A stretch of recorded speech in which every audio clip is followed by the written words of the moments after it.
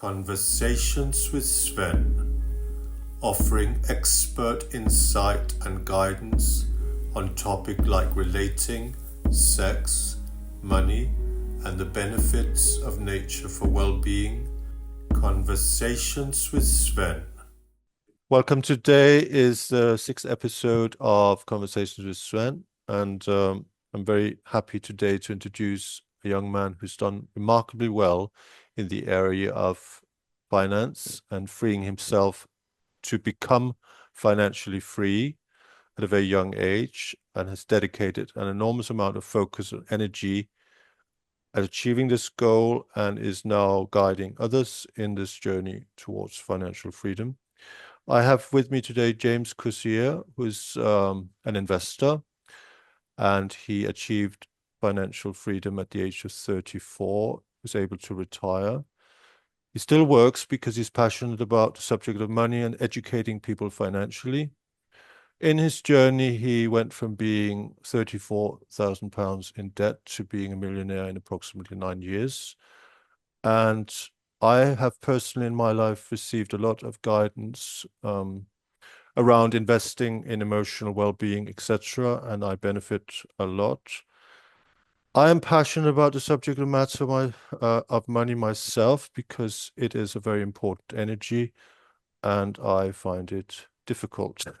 So I have brought in today an expert. James, welcome, and thank you so much for coming on this podcast. Wow, well, that's quite interesting. It's a lot to live up to. But it's wonderful to have you to be on the podcast. Like I always say, I love having conversations with you, Sven. You're a fascinating person. It's always an interesting chat. So looking forward to getting into it today and having a really thoughtful and interesting conversation on the topic of money. Yes, yes. And let's address some of the taboos that are in our society, our cultures we've grown up in around money. And also, I would love you to explain what is the money paradox, and how you actually did become and attain financial freedom. Uh, Tell us a little bit more about who you are and what you do, like currently. Oh wow, so there's quite a few questions there. So let's try and break them up. So the first one, you know, what's my background? Essentially, grew up very poor in a very difficult environment. Just had a mother to look after me as I was growing up, and that was a very difficult environment. Money was constant worry and stress. Things were very poor. And my mum did an amazing job of bringing me up, but through that environment, money was a constant source of stress. And I remember viscerally experiencing that and feeling that, and kind of vowed from a very young age, I did not want that for my life. As I grew up and became an adult and set on my own path. And I think really it's that has shaped me and has put me on a path to really want to master this area, solve the money game, and free myself from financial restriction essentially. And I spent many years trying to make sense of this subject, and luckily that allowed me to get great success in this area. But then as soon as I did that, I started to notice that many, in fact, most people around me were also struggling in this area. But this didn't make sense to me because most people around me were in a much better financial situation to me. Certainly from their background, their upbringing, the resources they had around them. So I couldn't understand why most people were struggling in this area when, they'd had a much stronger set of uh, background and experiences around them. So that kind of set me on a bit of a journey of trying to understand that, right? Because I knew firsthand what it feels like when money is something that is a struggle in your life. And so I kind of got curious and I sought to make sense of that. And what I found was that really solving this money game, becoming financially free, becoming financially independent is actually very simple. The things you need to do are straightforward. But the reality is most people don't achieve that. And that the difference between those two things, that apparent paradox is what the money paradox is, right? And well, why do we have this? Well, there's many reasons, but to name a few to bring this to life, one is that money is a taboo. And because money is a taboo, we don't talk about it. We don't think about it. And when we do think about it and talk about it, it tends to be a subject of negativity. And so if you think about anything in your life that you've done well in, you have consistently spent time on it. And if you take a subject where you avoid talking about it internally or with other people, you are fundamentally not going to do well in it. It's just a fact. It's just how the brain works. And then when you do, it feels awkward. It feels something that doesn't feel comfortable and easy to relate to. Well, then it's going to be a source of pain. And what do human beings do? We move away from pain and we move towards pleasure. So if the subject of money feels painful, or not even just painful, it just doesn't feel pleasurable, it doesn't feel enjoyable, well, again, we're gonna avoid it. Second one is education. You know, if you think about it, like what do most people get? You know, we get put through, what is it, like 10 years of education, and we go and we learn geography and we learn history and English and maths and science, right? But we don't learn anything on the subject of money. What does that tell us? It tells us that that's optional. But the things that aren't optional is science, it's maths, it's history, it's all of these kinds of subjects. This is what makes you a full rounded human being that sets you up for success in life, which is incorrect. You know, those things are interesting and helpful. It's important to learn these things, but understanding the subject of money to a fundamental level, to a minimum level, is fundamentally required within the society we live in. You can hate that, you can like it, you can love it, you can get frustrated by that, but that is the reality of living in a Western society. And it's just like English, you know. Yeah, you don't like pick up a book, or you don't like struggle to communicate with someone or struggle to pick up a book or read a sign and think, you know what, that's just not my bag. That's kind of difficult. So I'm going to focus on what I really love, which is philosophy, right? You recognize that to understand, to be able to read to a certain level is a minimum requirement in society to stop it getting in the way of us, you know, living a full and healthy and happy life, right? And so we keep learning and we keep addressing the subject of reading until we get to a certain minimum standard, right? Does that mean you're going to go on to be the next Shakespeare? No, right? But but we know intrinsically we must address this, even if it's difficult, right? But with the subject of money, we a lot of people don't view it like that, and that is not correct. You know, of course, if you want to go up and be a monk and live in an ashram, and that's the life you want to live, and that's what brings happiness and fulfillment to you, then great, go do that. And money probably isn't something you need to get a good grasp around because a key part of that lifestyle is to shed yourself of that. But I would dare say most people, you know, watching this podcast, it's not in that circumstance, and the life they want to live will be a lot better off had if they're in a much more confident place financially. Lastly, just to give a third example, is that the psychology of money. And I touched on this around money being a taboo, but people have a lot of inherited limiting beliefs around money. You know, like think, you know, if you a good exercise to do is like to just ask yourself you know, various questions on the topic of money and see what comes up. Like, what is money for you? Right? What does it look like to be rich? What do I need to do to be wealthy? Can can I be wealthy? Is it possible? Um, see how you answer those questions. You know, often people say money is the root of all evil. There's this assumption that if I make money, I'm taking money away from someone else. that for me to have, for me to be wealthy, I'm creating someone that doesn't and that is poor. It just that is incorrect. There is an abundance of money. They print billions and billions of pounds, uh, central banks and governments around the world. It is not through lack of money that people do not have money. It's because there are various fundamentals around how things are constructed that mean that to to to establish yourself and to live your life in a way that you have access to money and that you're comfortable financially, certain things need to be done. And if you do those things, you can get yourself into a good financial position. If you don't, then you're not. But it's not that there is not enough out there, right?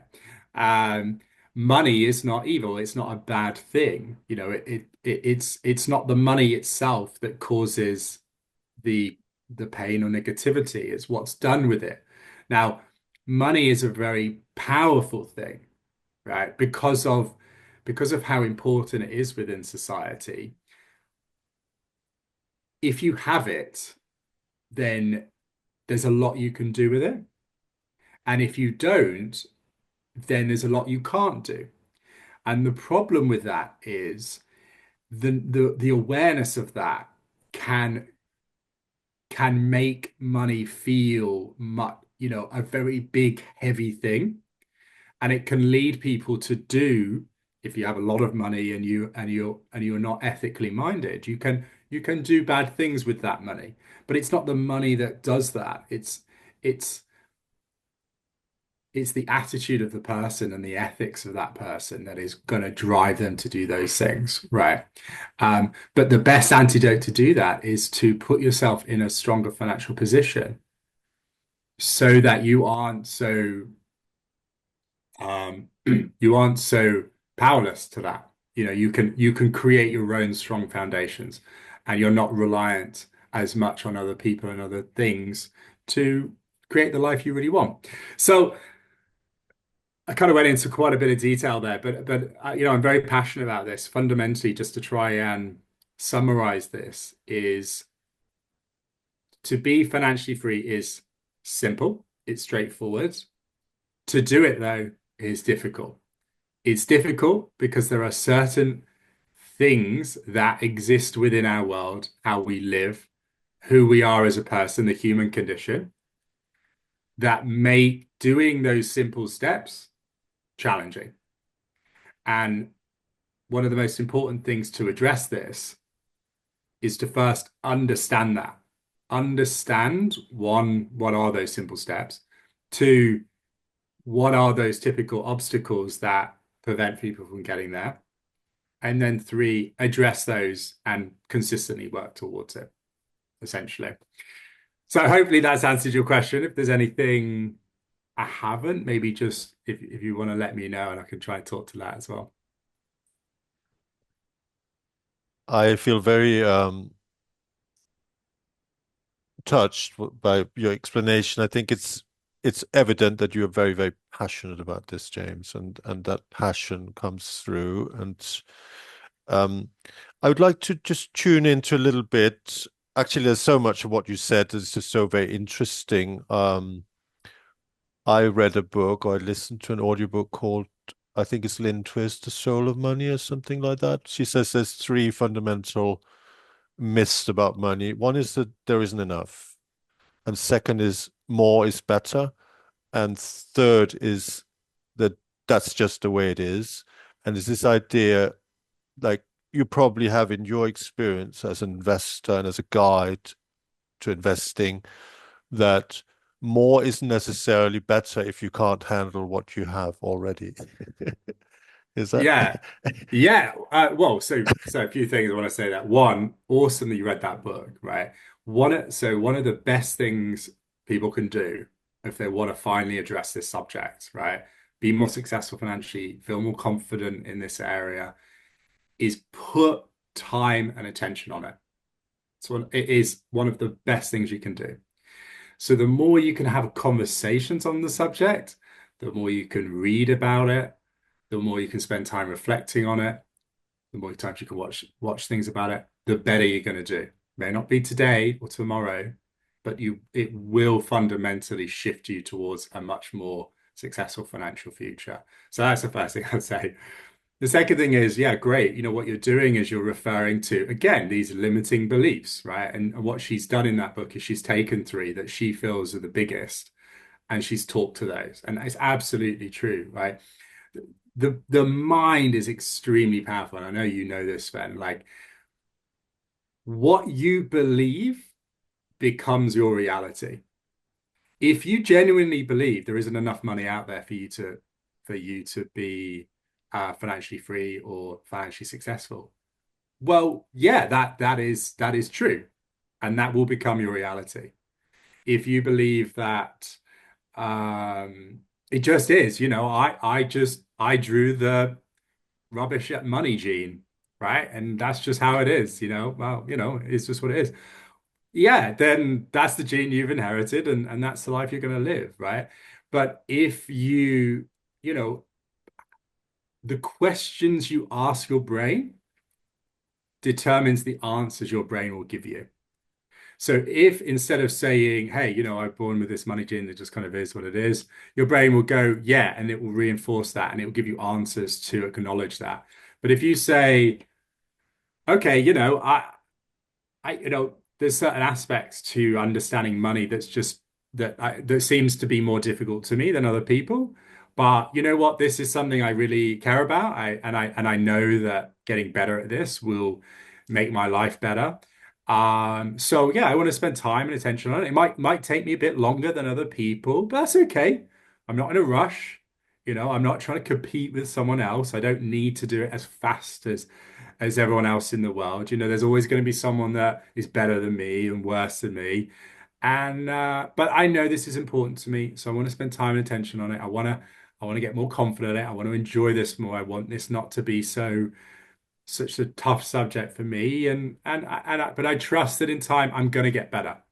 Am I going to do it as fast as I want? No, but I'm sure I'm going to get better because that is also true. And if that's what you say to yourself, that will be your reality. The brain has a enormous desire to feel consistent with how it views the world. So if you view the world in a positive light, and in particular on the subject of money, your brain will go to great lengths to reinforce that. So, set yourself up for success rather than failure, uh, basically. Um, Yeah, brilliant. Yeah. Tell us a bit more about what truly excites you about money, prosperity, wealth. What is it that's behind that? What if you go a little bit so deeper? Yeah, so some people, because obviously I talk a lot on the subject, I run workshops, I help people in this area, I spend a lot of time and focus improving my life in this area. Often people think that, I'm obsessed with money, that like I just want lots and lots of money and have as much money as possible and buy all these like fancy things. Actually, like money itself doesn't really interest me. I don't really own anything of value. The only thing I own of value is my phone and my laptop, right? I really only spend time on, you know, putting my life in such a situation that I can focus on the things that I care about. Money is just a tool. And for me, the main use of money is to allow myself to understand, design, and live my ideal lifestyle, right? And that's not, jetting around the world. That's just simply having the opportunity to live congruent with what feels right. So, so on the topic of money, what I'm passionate about is not getting rich, like just getting loads of money, right, for status, for fancy cars. Often when I talk about this subject, I say, first you need to understand what do you want from life, right? Because if you don't even know that, then how can you possibly be happy, right? So firstly, what do you want from life? Then secondly, you got to think, well, am I living that life now? And if I'm not, what specifically is that I'm not living, and why not? Is it because I'm just not doing it? Or is it because there's something getting in the way of that? And what you'll find is if you go through that, there will be a number of key things that are preventing you from living how you would ideally like to live. And for the vast majority of people, one of those areas is money. It's not for everyone, but it is for most. Well, why? Because if you think about it, for most of the things that we need in life, we need money to buy that. And because of that, we need to then make money to be able to have that money to spend on the things that we need, shelter, bills, to facilitate spending time with friends, whatever. For most people to do that, we spend most of our productive life, right? So, if you take the typical kind of 9 to 5, right? When you remove the 9 to 5 when you're working, you remove sleep, you remove the time to eat, to um, relax and recover from working those working hours, right? And then a minimum level of meeting your other needs, like seeing family and friends. There is no time left, right? For most people, right? And so what we tend to do is we tend to just kind of just move from month to month, year to year in that environment. And yes, we can change to a certain degree, but we're quite beholden to that. When you free the subject of money, you allow yourself to only work if you want to do it. So those hours, that 9 to 5, are freed up to spend time really focusing on how do I actually want to live my life? And that's for most people, it's not going off to the Bahamas, sunbathing and sipping a pina colada, right? It might feel like that initially, and you might want to do that a couple of times, but that will quickly get very boring, right? In reality, what I find with most people that when they get to that point is we as human beings want meaning. We want to serve. We want to contribute. We want to feel like we're progressing. That we want to work. This is a key part of being a human being. And so typically, when you get to that stage, we're filling that time with things that are more meaningful for us, that fill us up, that satiate us. And those things typically are a mix of contributing, making a difference to other people's lives, working, feeling productive, whether that's to make money to further improve our lives, whether that's um, to spend time working on ourselves to improve the lives of ourselves or those around us. Um, because it's fun and it's interesting and it's engaging and it serves us in that way. So I guess what I'm saying is that the, what I care about money is that to address this, to be genuinely interested in it, allows us to master it. And through mastering it, we are not, money doesn't rule us. We are not at the mercy of money in our lives. That money is, we are free of money as being a restriction so that we can focus on living the life we really want fundamentally. And that isn't easy, that's not something you can just, kind of click your fingers and do that. But I certainly am very passionate about really being committed to understanding that. What do I want in life? And how do I actually live that day to day? I think that for me is meaning. And that's why money is something I'm so passionate about understanding and helping other people understand it. Freedom, yeah. Tell us a little bit about your current role, James. So how do you currently guide people towards financial freedom on their journeys? How do you go about that? Well, the first thing I'd say is I'm not in a place where I'm like I have like a full-time business basically helping other people. So I want to be clear on that. Um, where I'm at the moment is, I've spent a number of years now in this kind of retirement phase, and I've used that to kind of reset, understand myself better, understand what I want from life. How do I make the biggest difference in life? And how do I be most authentic with what's important to me? And for a number of years, I didn't really work at all. Uh, because I went through a period of working quite hard and I kind of wanted to, I just want to reset, I want to relax, recover, come back to myself. But after a while that got very boring. And I don't like to stand still. Um so a few years ago I kind of started to think, okay, well, what do I want to now do? And so I kind of got back into passion projects that I care about, that interest me, that kind of bring me joy. And for many years, I've done this since I was, God, how long? Maybe 8 years I've been doing this, and that this was really helping people in this space. And I've done this through different ways: workshops, one-to-one coaching, content online. Um, but to answer your question around that, ultimately, what I'm seeking to do is what I'm talking about here. I care deeply about really helping people get clear on what is it they're struggling with in this area, how can they address it, and how can they essentially solve this money game?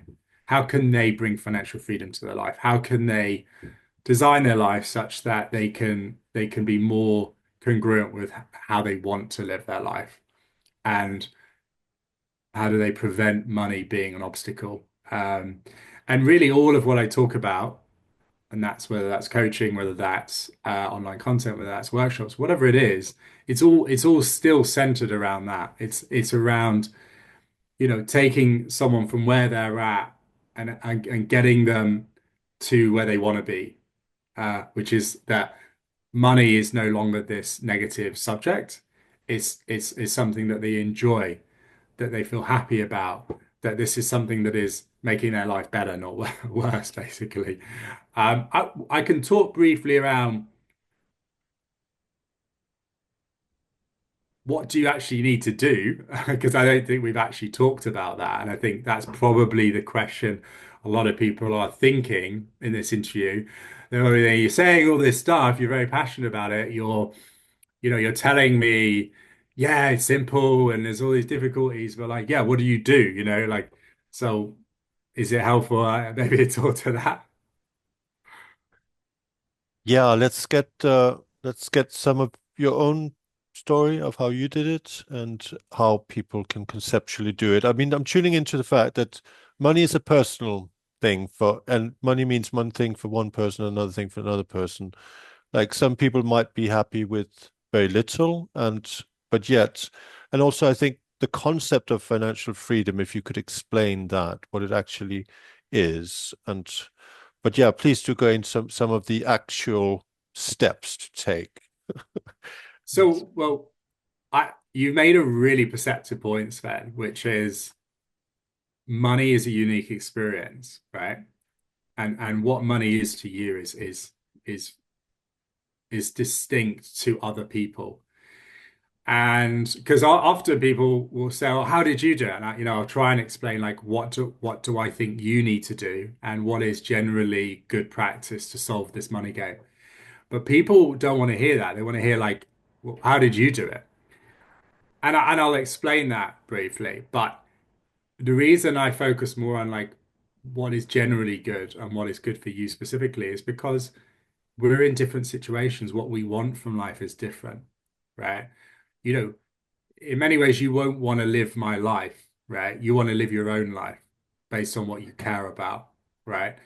And so to address this subject, it must factor in your life, what you care about, what's important to you, the various levers that you can pull, right?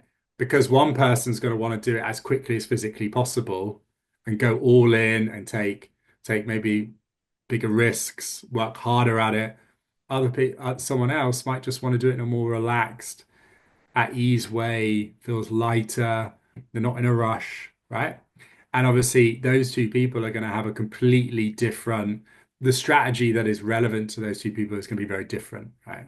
So, um, what is financial freedom?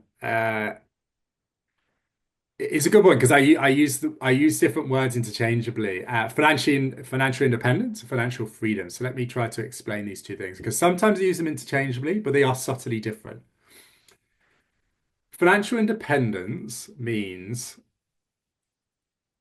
you are able to maintain your current lifestyle without needing to actively work.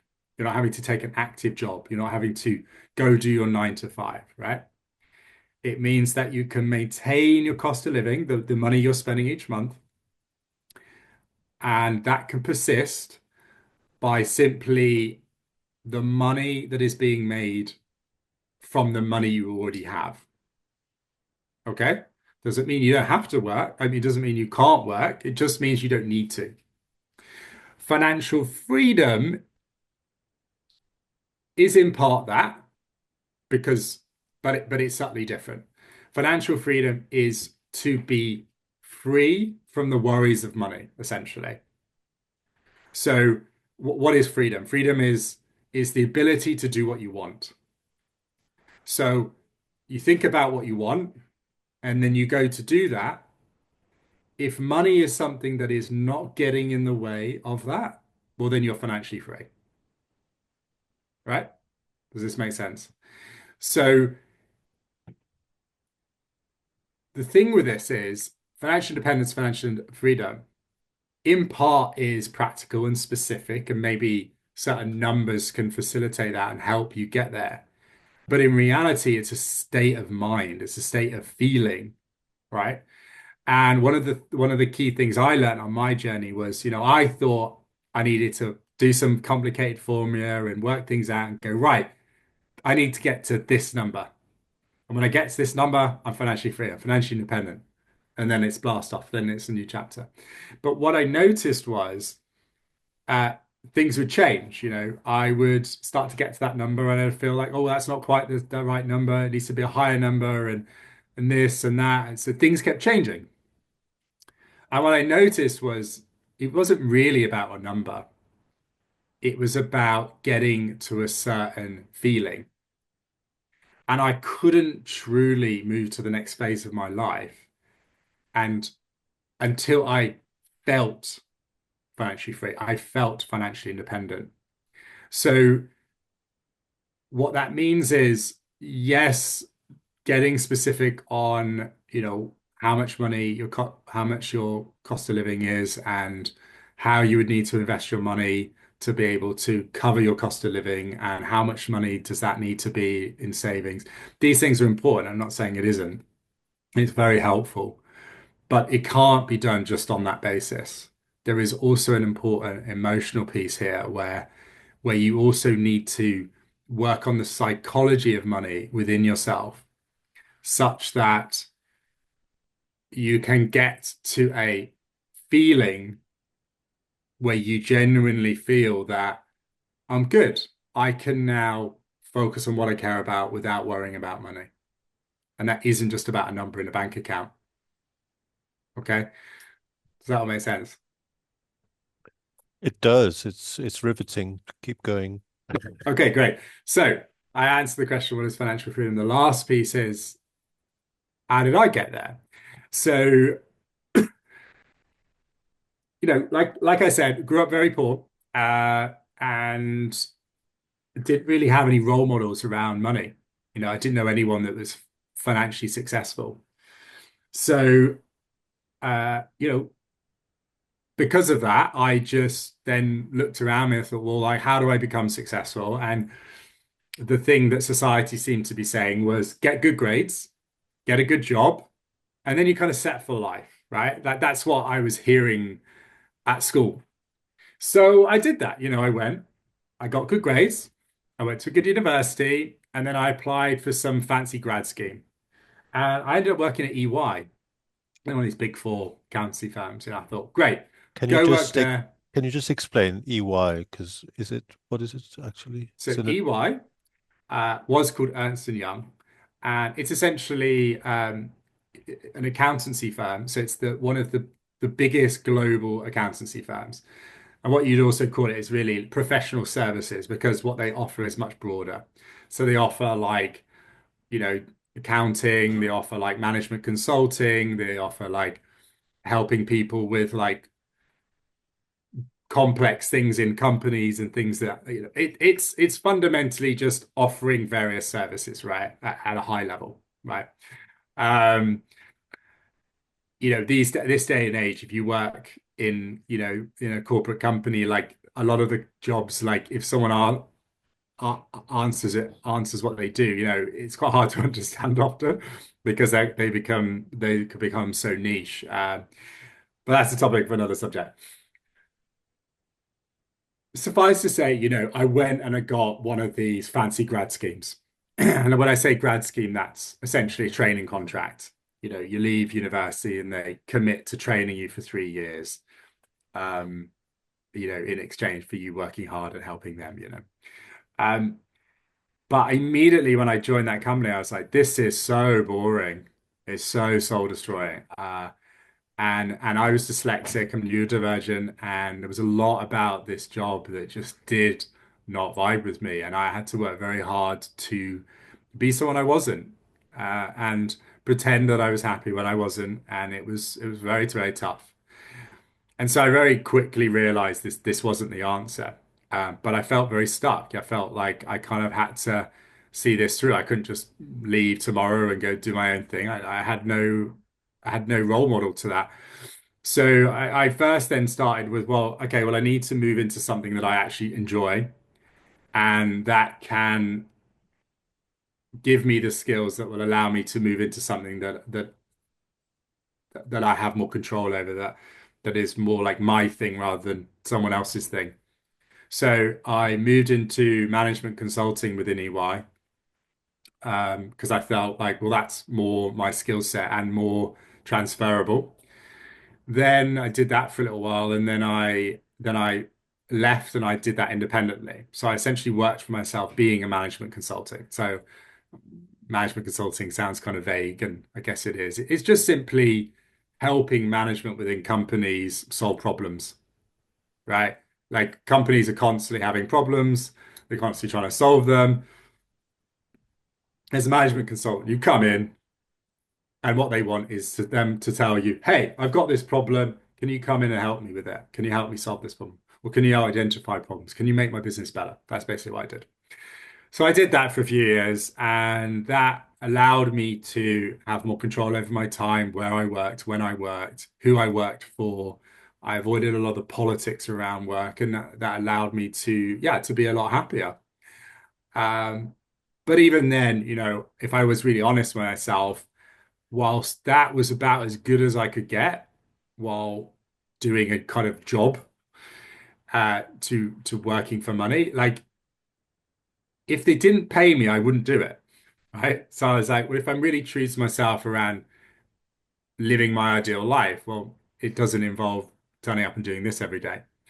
So I took a very difficult decision to leave that because, when you get to a certain stage in your life when you're working like that and you're making good money and it's kind of easy and you enjoy it, to say goodbye to that is tough. And this is one of the toughest things to do on the financial freedom journey. It's to know when you get to that stage and then to be able to say, okay, that's enough, which it talks to the book you read, like, more isn't always better. And it's true. What's most important for me in my life is getting to a point where I feel financially free, financially independent, and I can focus on what I care about. More money isn't really going to fundamentally improve my life. What's going to improve my life is to living more congruently with what I care about. Me having more, pounds so I can take a first class flight, or I can, you know, go on like extravagant holidays isn't actually going to make my life better. It might feel good in that moment, but it isn't really going to make a material difference in my overall well-being, right?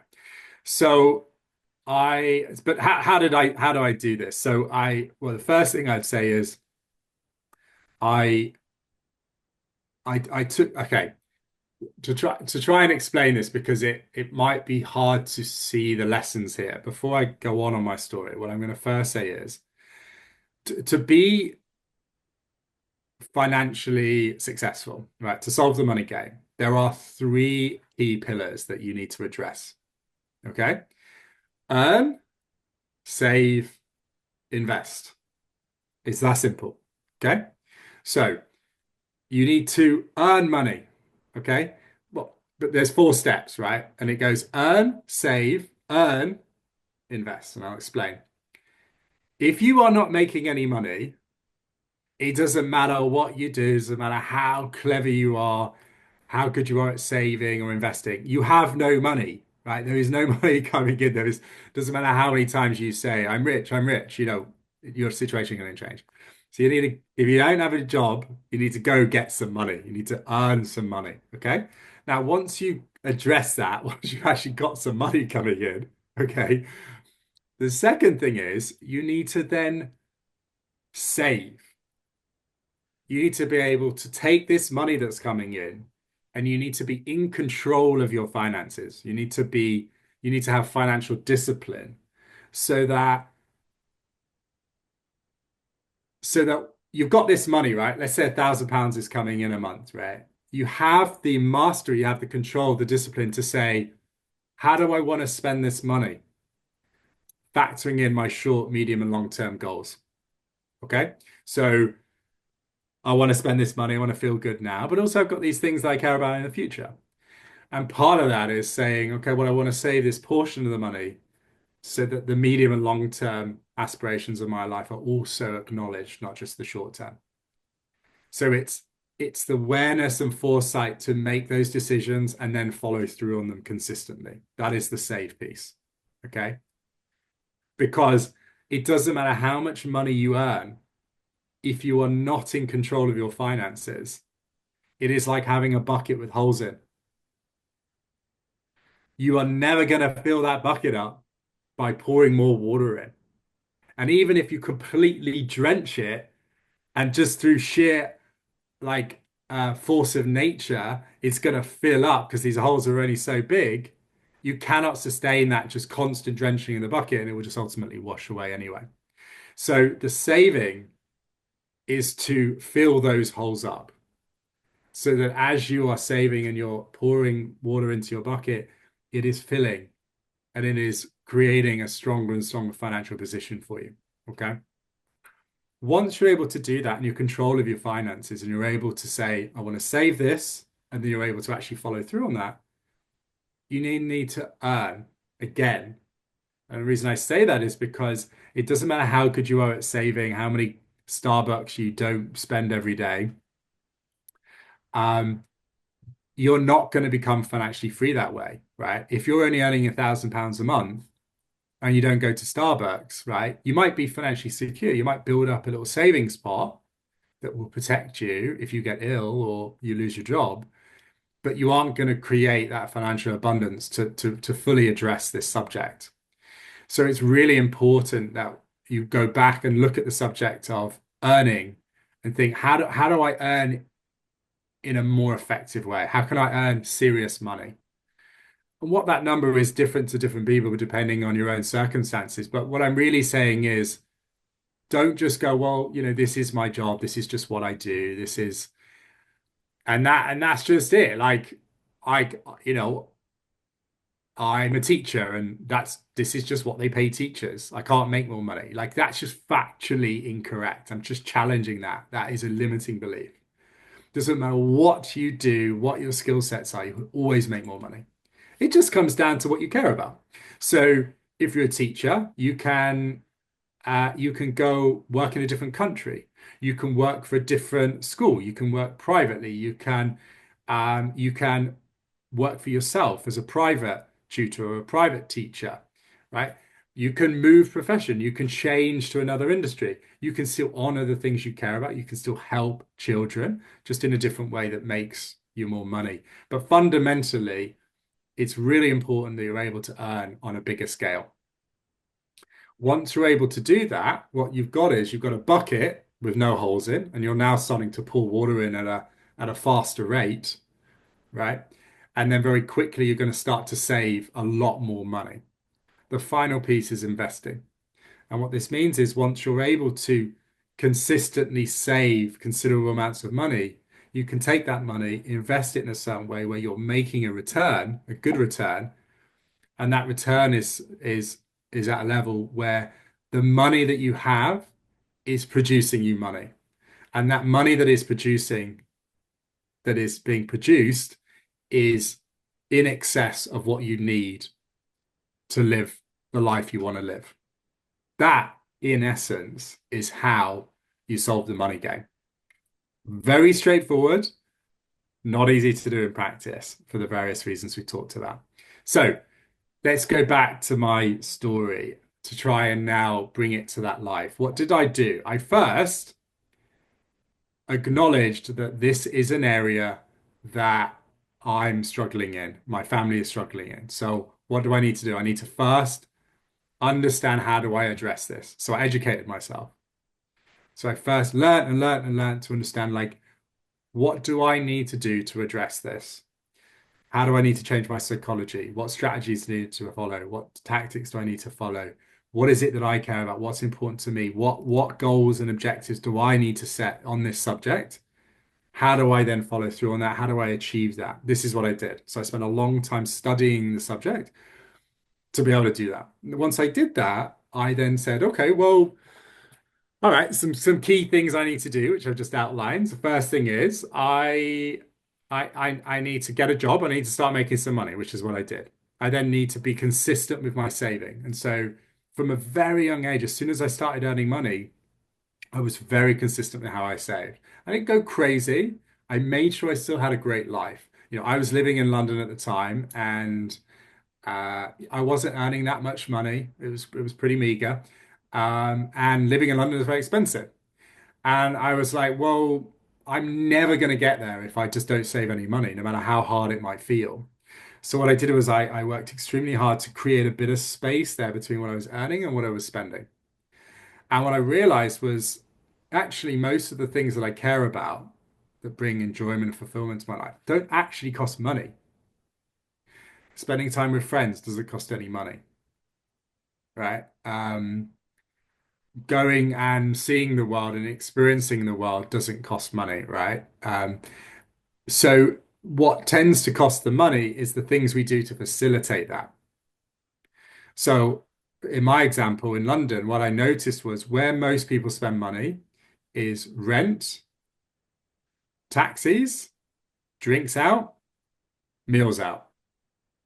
So I said, okay, well, I'm just going to focus on those areas. So rent, we got a room, we got a house, and we had a house where there was a separate kitchen, living room, and we took the other room and made that a bedroom as well, because the kitchen was big enough to be a kitchen living room. And we were very careful to find somewhere that was affordable rent, so that it was much less than it could have been. That freed up quite a lot of money because London is expensive. Secondly, if we were going on a night out and people were planning to drink a lot, I would either just have one or two drinks, or if I really wanted to get drunk because I was young, I would do that at home. I would do that at a house party or at friends. If people were going out for dinner, I would just eat before I went out, and then I would join them and just have a drink, and then to share that experience with them. I'm not saying that's what other people need to do, but that was what I did. And I had an amazing life, but I was able to save that money consistently. I took that money and I built up a little pot of money, and I essentially I started investing first in stocks to make money and then into property. I took my pot of money and I bought my first property in London. But because of my income and because London is so expensive, that little pot of money wasn't enough to buy a property on my own. So what I did was I convinced a friend. I said, "Look, I'll do everything. I'll find it. Make the purchase. I'll help us get in. I'll fill the spare room. But what I need from you is, to support me. So to come to me and to provide 50-50 in terms of the financial requirements for this so that we can buy this? And he said, yeah, okay, great, let's do it. And it took some time. The first person said yes and then said no, and then I had to find someone else, but I got there. Did that, and then what I did was I filled the spare room. It was a three-bed house, so we both lived in there and filled the spare room. That meant that my monthly outgoings around my living costs went lower than before. Usually, when people get their own house, it's the opposite. So I made sure that that reduced my outgoings, allowed me to save even more. And I kind of went from there. And what I basically did was from the very beginning, I made sure I was consistently spending less than I earned, consistently saved that and invested it. So right from the beginning, I was consistent with being in control of my finances and investing. But the key thing that I was missing was earning potential. Because it doesn't matter how good I am at saving or investing, if there isn't much money coming in each month, that's going to take a very long time. And the thing is, if you want to take it easy and you want to take 30 years to get there and you want to kind of retire at a normal retirement age, and that actually will probably work and it does work. But the thing for me, the thing that I cared most about was retiring as quickly as possible. This is what that was so important to me because I just felt like I couldn't relax and I couldn't kind of really live how I wanted to live until I kind of just finally solved it. I just wanted to kind of get it done as quickly as possible and then move on to the next chapter of my life. And so to do that, I was like, well, I need to earn more money. I need to save more money, and then I need to invest more money. So I need to move these pillars, right? Sorry, move these levers, right? Just think about it like you want to do it faster. You can either earn more, save more, invest more, or make more from your investments. So I then was like, well, okay, I'm going to make more money. I basically was like, well, I'm not going to do that really working at this company unless I spend 10 years and selling my soul to going to the senior levels. So I was like, well, I need to leave. And the best way to do this is for me to go independent, for me to do basically the same as what I'm doing, but working for myself. Yeah. Because then I'm getting all of that money the client is wanting to pay, and the company that I'm working for isn't taking most of it. That's what I did. I just went freelance. And this is one of the most powerful things that a lot of people can do if they're working a normal job. Do the same thing, but freelance it. Do it independently. And essentially overnight, I tripled my income. I mean, it was that big. It was really that big. And actually I tripled my income, but I was working less. I spent less time working and I was making far more. And that's because I didn't have to deal with the politics. I had no business development, no practice development, no office politics to have to mess around with, no presenteeism. All I needed to focus on was actually showing up and delivering and adding value, basically. So I did that. That allowed me to very quickly, dramatically increase how much I was saving. So I saved a lot more money each month. But the second thing I saw was most people, when they learn about the subject of becoming financially free, the typical thing that people teach you to invest in is the stock market, with or without some other things to diversify and make that feel safer and less scary and less volatile.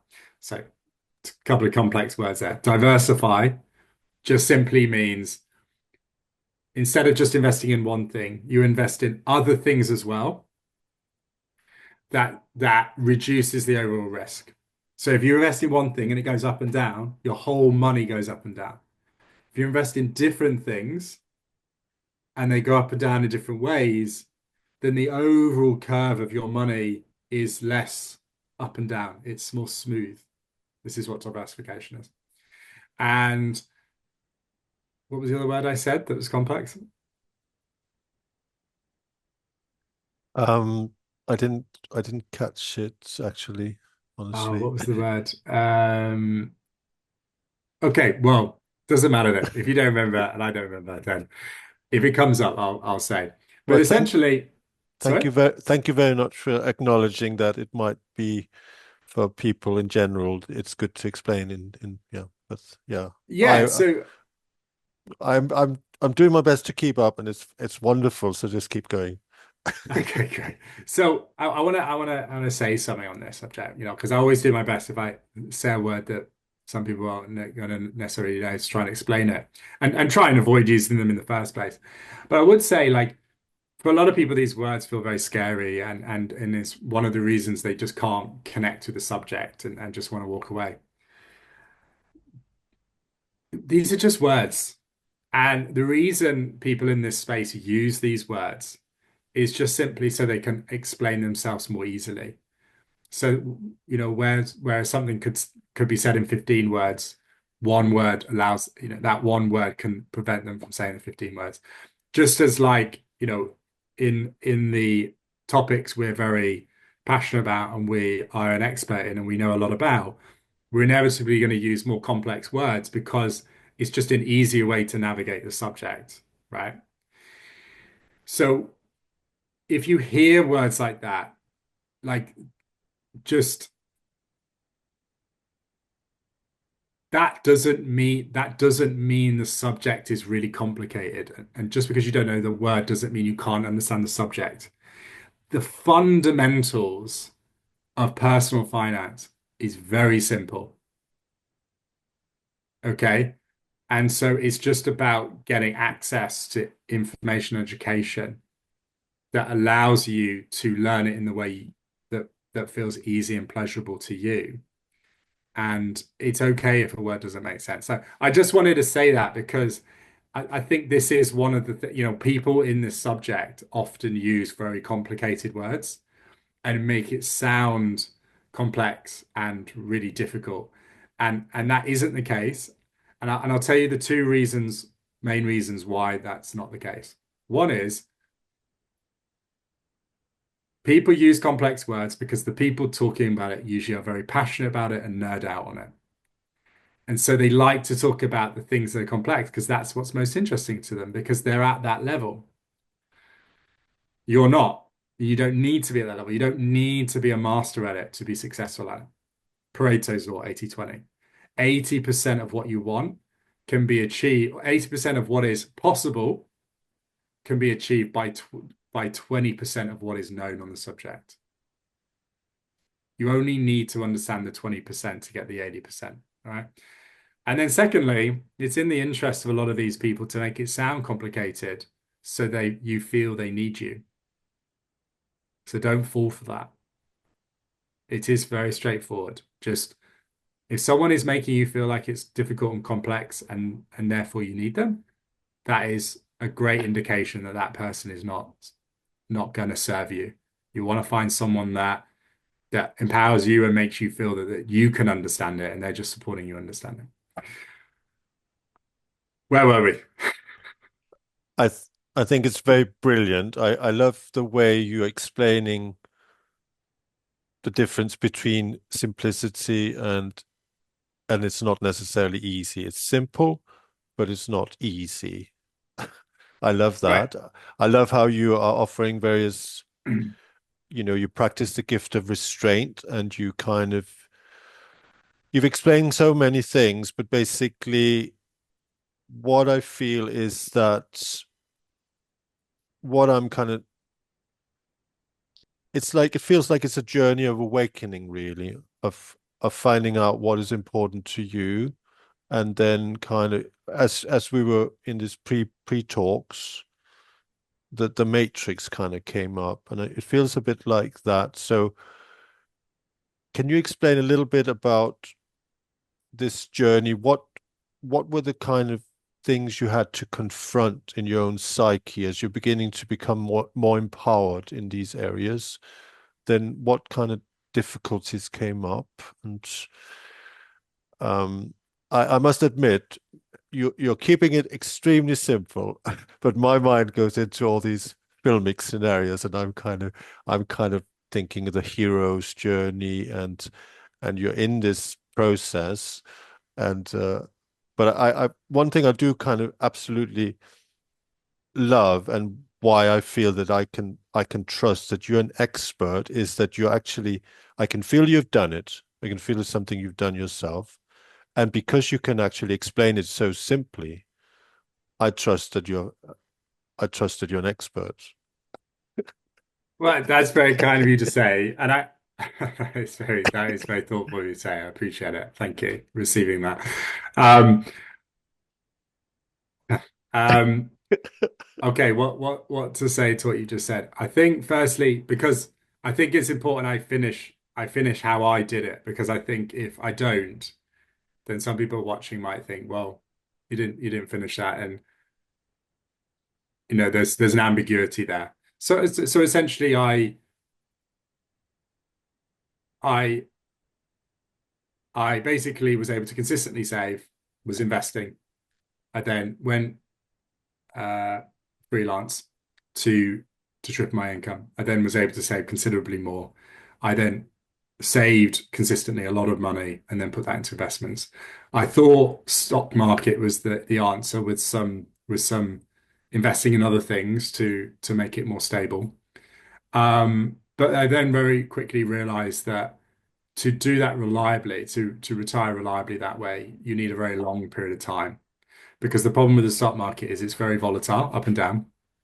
Um, uh, and and because of that, you can't take out that much money each month by doing it. Um, and on a short period of time, there is a chance that you get unlucky and you go through a down period when you're doing it. So I was looking for something that could more reliably allow me to do this much more quickly. I wanted to do it very fast. And that's why I went into property. I invested a lot in the stock market, but I also invested in property.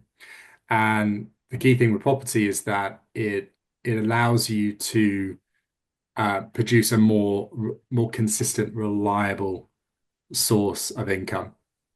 So property can go up and down, but it's a lot more stable, right, compared to something like the stock market. Rental income is a lot more stable. It can go up and down, but it broadly goes up in line with inflation and is very consistent, right? So you can have voids, um, or vacancies, but if you have a few properties, then that kind of balances itself out. So that consistency is is much more reliable in terms of a solution over a short period of time. But then secondly, by spending time and energy on it, property allows me to make a better return. The key thing with the stock market is, for the vast majority of people, you cannot do that. And the more you try and mess around with it, the less money you're going to make. So, but I was willing to spend that time and energy. So I spent time and energy, and I basically got more and more sophisticated in what I was doing in property. At first, I just bought very simple properties, like fairly new properties in the center of cities um, that didn't really have any problems, good tenants, everyone was happy, drama free. But then as I kind of got more confident in the subject and spent more time and understanding it, I moved to more complex ways of doing it, and I got into doing refurbishments. I got into, providing student accommodation. I got into providing service accommodation, right? So that's like holiday lets. I got into properties um, where there was a problem with it. There was some kind of issue. And I was like, well, I know how to solve this issue. So I'll buy it, solve the issue, and then I'll improve the value of it. And so what I'm saying here is I essentially spent time and energy on it to improve my returns. That allowed me to basically make more money from the money I earned. And that allowed me to, again, speed up the journey. So I essentially, right from the beginning, was like, learned what I needed to do, implemented that in my life, and I use something called like a financial freedom scenario planner. So I actually built this tool, which I can share with you after, where you essentially put in the various inputs, and it tells you, are you going to become financially free or not? And if so, when? Um, and then you can see it. If I keep doing what I'm doing right now, I'm not going to become financially free, or I am, and by this date. So the first question is like, am I comfortable with this? Am I okay with it? If it's a yes, well then I was just you just keep going with it. If it's a no, okay, well, what can I do differently to get this more in line with what I wanted? So what I did was I basically put in a plan, saw that I was going to retire by a certain age, and then I was like, okay, cool, I'm okay with that, but I'd like it to be faster. So what I did was I just consistently followed through on that plan. So I was on track to that. But as I was going and I was kind of understanding the subject more, I was like, you know what? I could do this. I could do that. If I do this, then I'm going to speed it up. So as I was going, I was like, oh, you know what? If I go freelance, then I'm going to make more money, which will allow me to save more money, and then I'll get there quicker. So I'll do that. Oh, I'm doing this type of investment, but if I do property instead of the stock market, then I can get there even quicker. So I'll do that. Or if I go live in this country over this country, then I'll need to spend less, then I can save more, and I don't need to save as much. So again, I'll do it even quicker. And what I was doing basically was I was I was basically came up with a plan that worked, followed it, and the big thing, this was really the key to how I did it fast, was I came up with ideas to make it better, and then I started actioning those things, but in a way where it didn't put at risk what I'd already put in place. So it's like, I'm going to keep following this, and then I'm going to add this, and I'm going to add this. And it just got faster and faster and faster and faster until it happened very quickly. So that's essentially what I did. I just wanted to make sure we said that. So people coming away from this video uh, understand my journey and don't feel like kind of there is any ambiguity there. Thank you so much for sharing this wonderful and fascinating journey. To get in-depth detail of this, there's a wonderful recording you did with, do you just want to tell me the gentleman called? Yeah, it's Jesse Coleman. I've been interviewed by him twice. And the second interview we did a mini series. So it was a kind of four-part episode. And it kind of, because it's hard in these interviews, right? Because, people are wanting to understand, well, how did you do it? How do you do it? Like, and it's very hard to say that in a way that isn't, that's succinct enough so that it can be fit in within a time that holds people's attention while giving enough so people feel they actually they actually understand um, what's possible and what they can do. So this mini series goes into that in a bit more detail, and each of these videos essentially says like, how did I do it? The second one is essentially what are the key obstacles that get in the way of most people not getting there, even though it's simple to do, right? Third, how do you actually do it? So, how do you apply this to your own life and say, well, these are my circumstances, this is what I want. What do I actually do myself? And then lastly, why did I pick the vehicle I picked? What is it about what I do that works, in case you want to adopt some of the things that I did. Yeah, well, yeah, because I think for myself, like my attention span when it comes to very technical details, I have listened to that. I think it's very well explained. So as I'm listening to this, James, it's so illuminating. And one thing that came up in our kind of pre-podcast conversation discussion was this theme of as you are kind of awakening and you're coming like into this realm of this freedom and freeing yourself, then you're kind of confronted with like the matrix as it is. And then you were talking about these kind of existential kind of problems that then emerge. And I'd love to hear a little bit more about that what kind of how is that journey for somebody who's in this process of freeing themselves and then not having to work, not having to do this? Like, what do you do then? That was kind of the questions you're meeting, wasn't it? Right. So one of the beauties that freeing yourself from the restrictions of money brings you is that it gives you a lot more time to come back to yourself and what do you want from life? What makes you happy? What fulfills you? Right. And you're able to meet those deeper, more maybe difficult things that are important to you. And so when you're able to reduce the amount of hours you're spending having to work and being stressed around that, you're freeing a lot more of your time up to ask these bigger questions.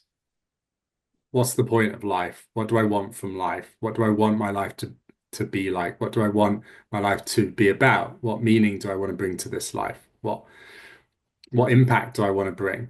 And so yeah, some big existential questions come up, right? And that can be challenging, that can be confronting, right? Um, and that can be difficult, but there is a huge beauty in that because it allows us to be much more congruent with what we want from life and what we want our life to look like. So I think the key thing is being able to spend time thinking about what do we want from life? What do we want our life to look like? Of that, what are we already doing? What we're not doing are those things that we can already do now. You don't need to kind of completely solve the money game to do that. You can just put more time and attention on that and be able to move more towards that. But there are things that money can get in the way of us living our ideal life.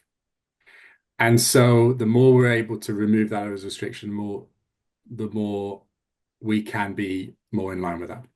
So one of those is to really think about like I said, what brings us fulfillment and enjoyment and satisfaction and how can we make a difference? How can we contribute? I mean, that's one of, if not the biggest reason I'm so passionate about this subject and why I'm here talking about the subject and why I spend so much time in this area. This is hugely important to me because I think, okay, well, how can I contribute the most in life? And well, where I can add the most value is in the area that I feel I'm interested in, I care about, I'm good at, and there is a huge need within this world for improvement.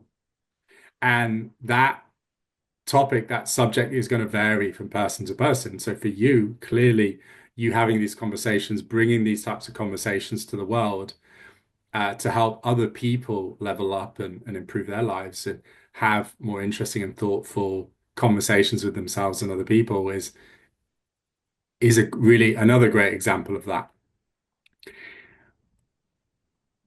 When we are stuck just getting up and having to work each day, the busyness of that helps us avoid some of these more difficult questions.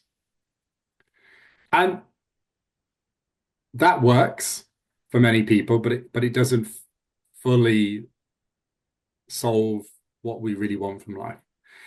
And some of those questions can be challenging and difficult. And what we think that is sometimes isn't the case. And so I've gone on my own journey of going, okay, well, how do I want to live my life? Let me go live that life. And can I actually do that? Does that work? Is that actually giving me what I want? And I've gone on a real journey with that, and it's been difficult at times, to when you're caught just being busy all the time, it's very obvious what you need to do. You need to get up, you need to go to work, you need to make money, and then you need to kind of do all these obvious things. There's a simplicity there. In the absence of that, to feel that with your own path and kind of creating that yourself is more challenging, but it doesn't make that any less rewarding. In fact, I would say it brings huge satisfaction. And, I'm very blessed to have gone on that journey. But, if you think about the Matrix, think about the film, right? I think it was Morpheus kind of said, do you want to take the red pill or the blue pill? And he chose to take that blue pill. And what was he left with? He pulled himself out of the Matrix. And the world outside that Matrix, in many ways, was more unpleasant. It was less aesthetic. It was more difficult. But he still wanted to do that. And he wanted to do that because that was real life. That was what he really wanted. And that allowed him to live a more true life. And I guess this is also what comes with this path. To solve the money game frees us from some of the things that enslaves us to a certain way of having to live. And there's a kind of neatness to that. But I would say it's not as fulfilling.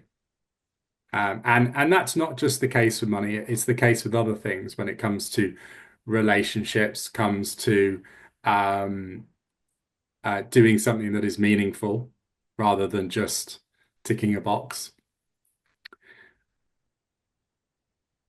I would give the analogy, and we talked about this before, the analogy of almost enlightenment. And I I do not want to, I want to be really clear, this isn't me saying solving the money game is enlightenment. It absolutely isn't. Enlightenment is enlightenment. But I give this analogy because many people are on a journey of seeking enlightenment. But in reality, as a human being, being enlightened is not possible. But that doesn't stop it being a journey of something that it can be valuable and could bring more fulfillment and internal peace. And what we do is on this journey of seeking enlightenment, just like other things, we can work towards it and get closer to it, but we'll never fully get there. This is a subject with money. You can be on this journey of improving your financial freedom, improving your financial independence, and breaking free from the restrictions that come with how some people live around money. But we will never fully be free from these subjects, right? There is always things that I can't just do because of my own circumstances and how money shows up in the world. But but that doesn't stop the journey being something of value to pursue, right? And often I talk about financial freedom as there's like levels. There's levels to financial freedom, and there's always another level, right? Uh, so I am financially free, and yet money still comes up for me in many ways, psychologically, but also in a practical sense. But that's okay, right?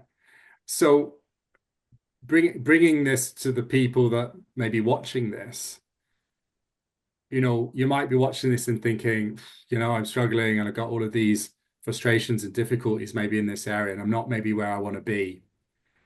It's not about having all the answers right now, watching this video and going, okay, done, solved, that's it, box ticked, I can move on. This subject, just like many other subjects in life, is a lifelong journey. And you don't need to solve it all today. What's far more important is to acknowledge that I have a desire to live a certain life. What is that?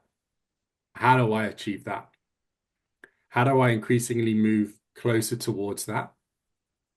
How do I do that in an enjoyable way? So the journey of getting there is also enjoyable and satisfying and not just this perceived endpoint.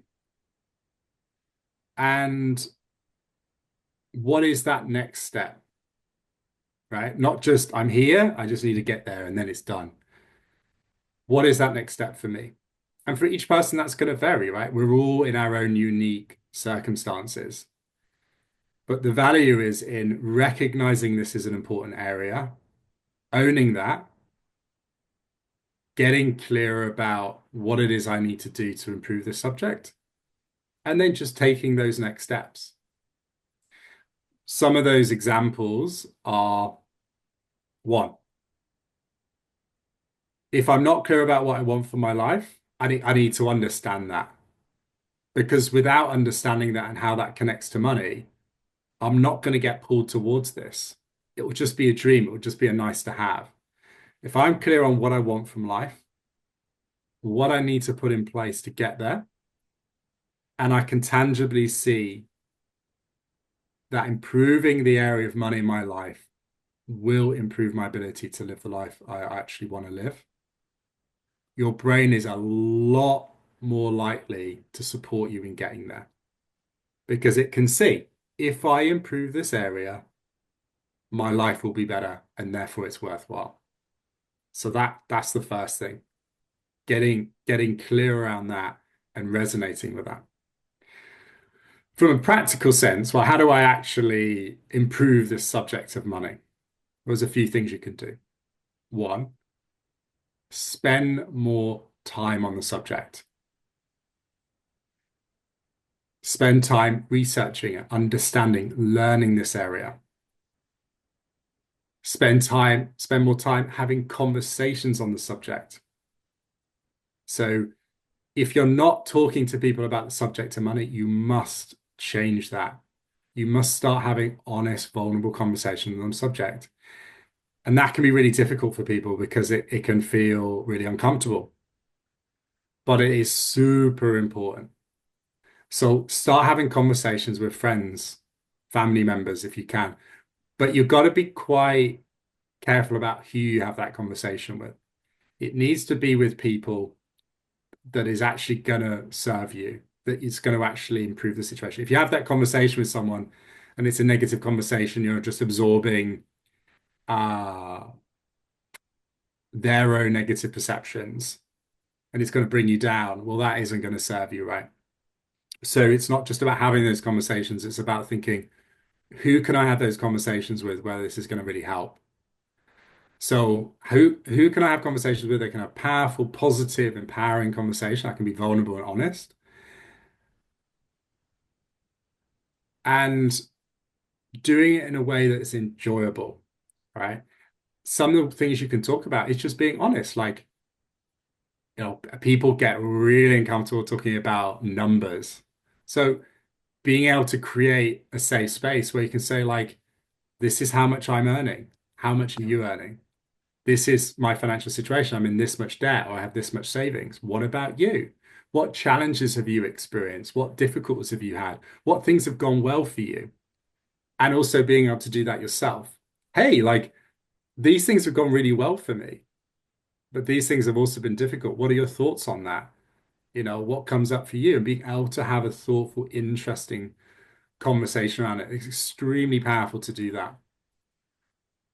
Another key thing is to find sources of information and inspiration that will support your journey on this path. And it's really important you find people that you resonate with, that is in your language and is actually helpful. So a lot of the content out there on this subject, I would say isn't helpful. And the reason is because either their interests aren't aligned with you. The reason they're giving you that information is because they have an agenda. And that agenda doesn't correlate with you. So they might be giving you that information because they want to sell you something, right? And so they're pushing something on you just because they want to make that money and not because they want to genuinely help you, right? Or it might be that they do genuinely want to help and they want to say what they think. But is that true? So it's really important if you're going to absorb information from someone, you've got to ask yourself, do they actually know what they're talking about? Because unless they've consistently provided evidence that they've achieved success in this area, and that how they're communicating is helpful and resonates and improves other people's lives, then you've got to ask yourself, well, how do I know what they're saying is actually going to be effective for me?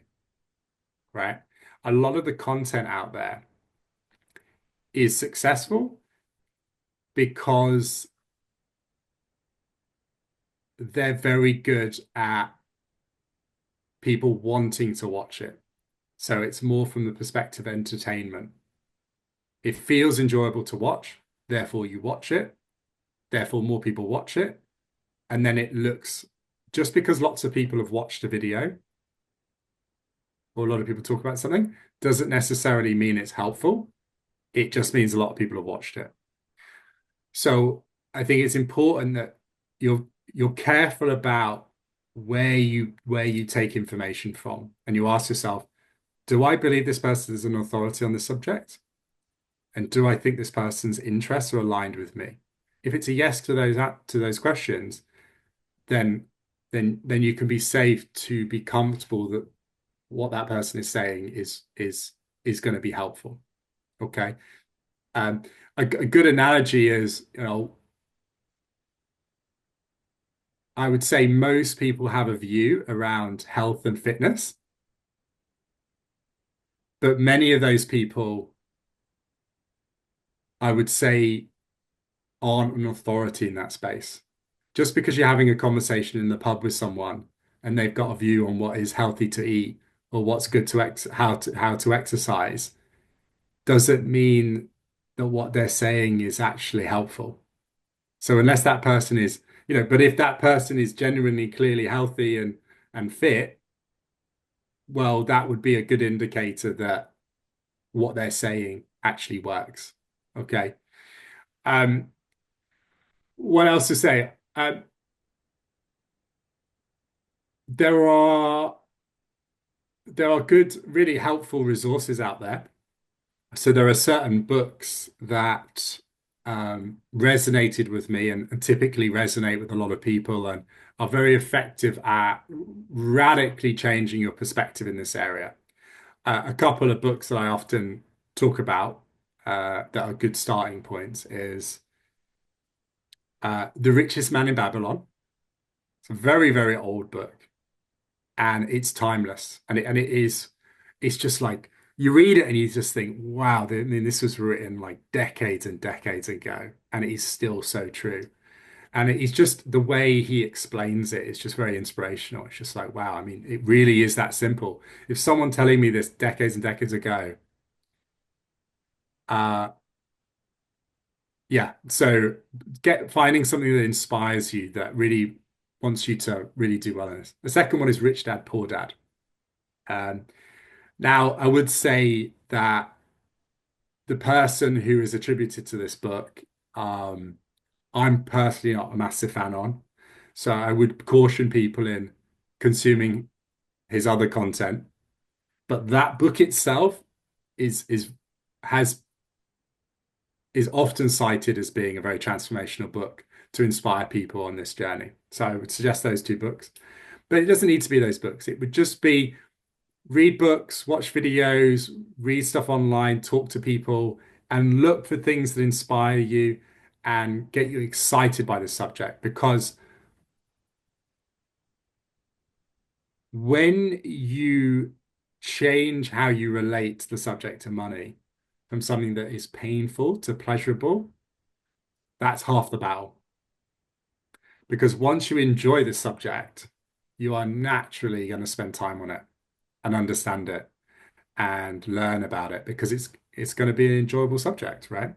So if you're not enjoying it, keep working at taking steps to be able to reframe that. And that's partly finding content that would inspire you and conversations that would inspire you.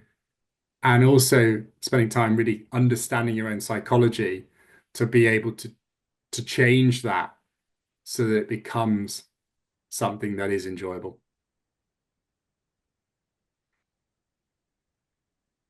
That's valuable advice, James. Thank you for your like words of caution and being discerning in the marketplace. Many people are selling. Look, are they practicing themselves? What have they done, etc. I think that's very to look for the congruency, very valuable advice. I'd love to invite you back. I feel we just set the scene really. And I mean, one of the reasons I've initiated these podcasts is partly on topics like relating, sex and sexuality, money.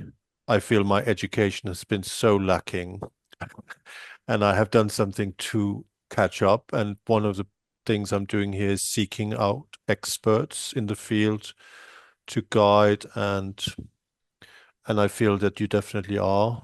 You have proven to me that I believe that you know what you're talking about.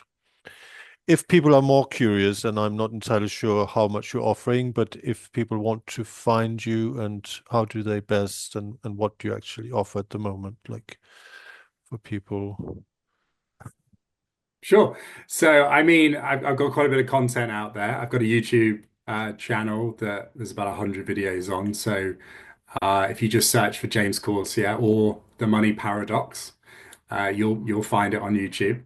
So you can take a look at that and watch some videos on topics that seem to resonate with you, and check those out. That would be a helpful way to get a deeper understanding of what I'm talking about and my perspective on this channel, and hopefully that will that will bring you further towards inspiring you and also giving you a better education in this area.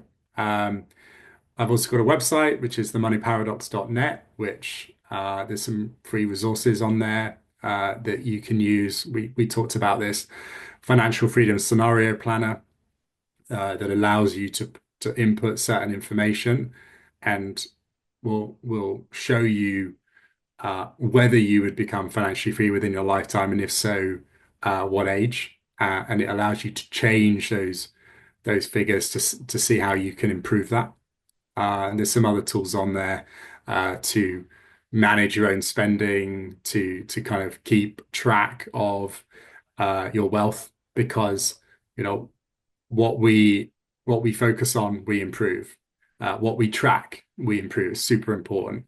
So there's some fun resources there that you can take a look at that will hopefully be helpful. Um, I'm basically on all the social media channels. I'm on LinkedIn, I'm on Instagram, I'm on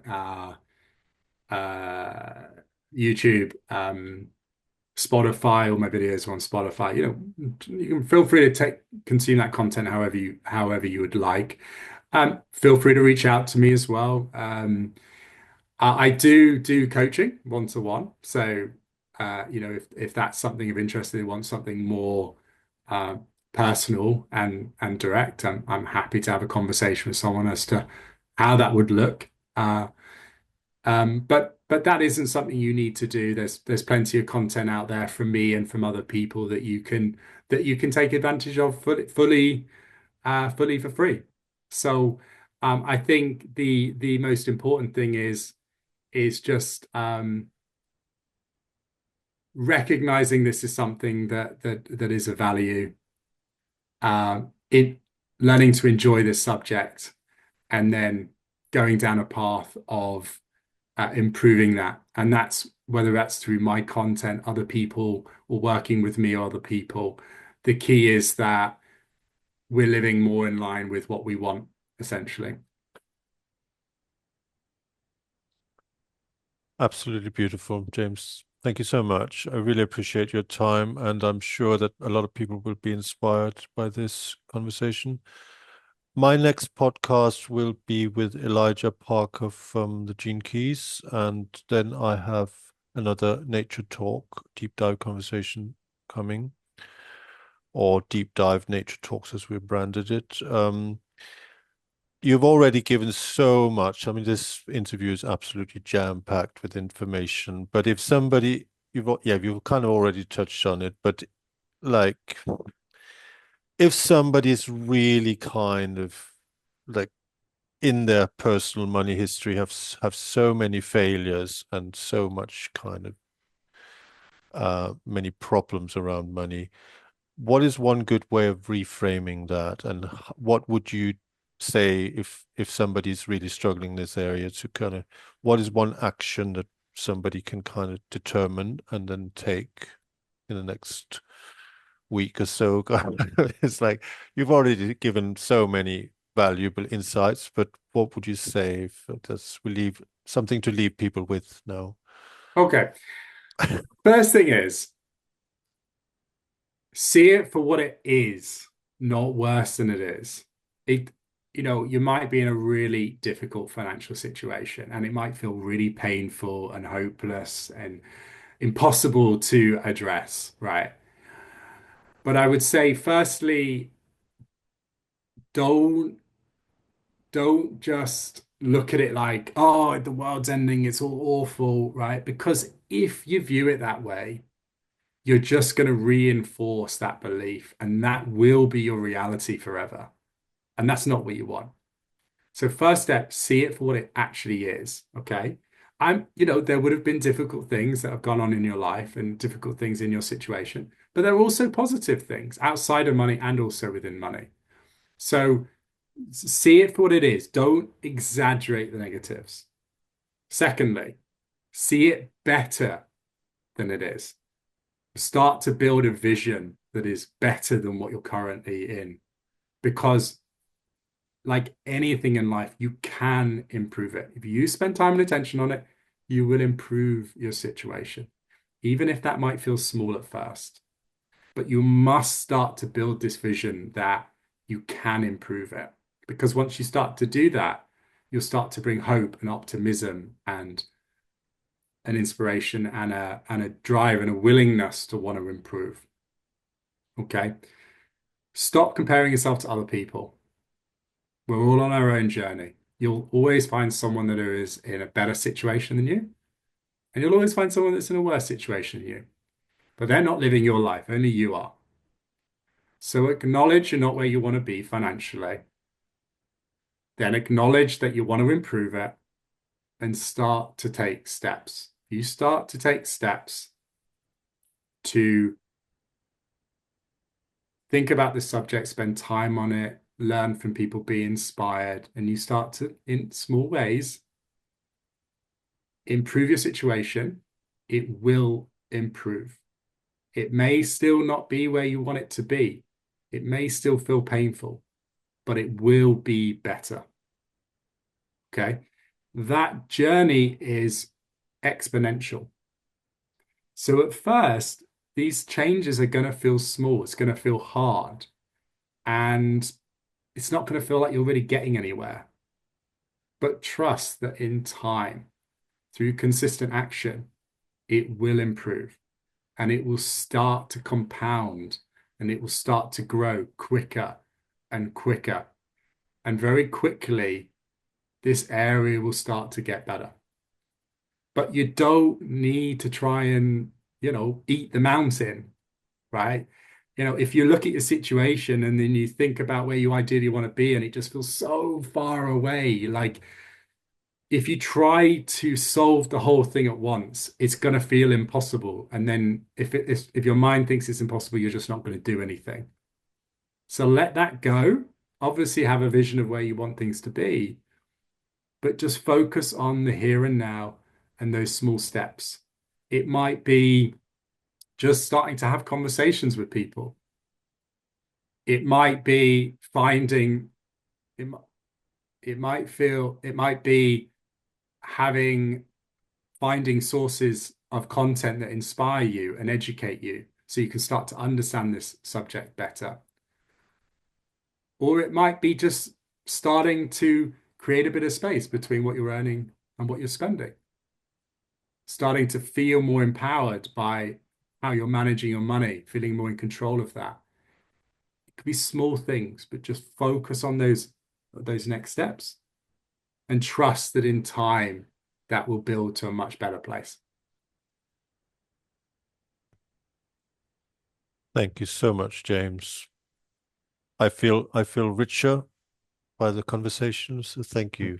And I'm looking forward to connecting in the future. I feel that education in this area is so much needed.